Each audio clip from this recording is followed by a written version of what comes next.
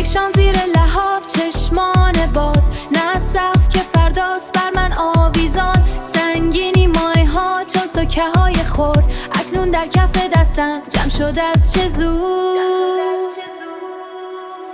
جرقه را دیدم در دستان یار، لمس آن تنی، شنیدن آن اعتبار. زمان ایستاده ساعت نمیرد دگر، من در آستانه هم آماده سفر.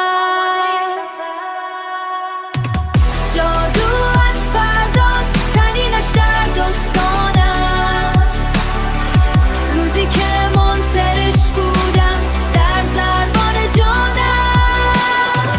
هر سکه که اندوختم روح یک سیم است، آینده که چه عظیم است.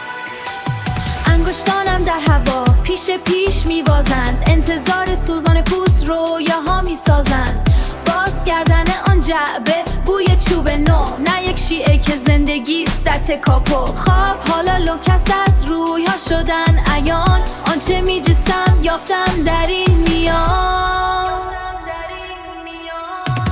جادو از فرداست تنینش در دستانم، روزی که منترش بودم در ضربان جانم. هر سکه که اندوختم روح یک سیم است، آینده که چه عظیم است.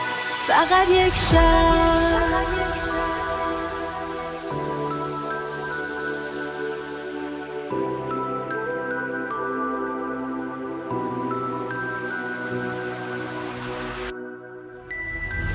جادو از فرداست تنینش در دستانم، روزی که منترش بودم در ضربان جانم. هر سکه که اندوختم روح یک سیم است، آینده که چه عظیم است. بله همه چیز تغییر خواهد کرد، من آمادم.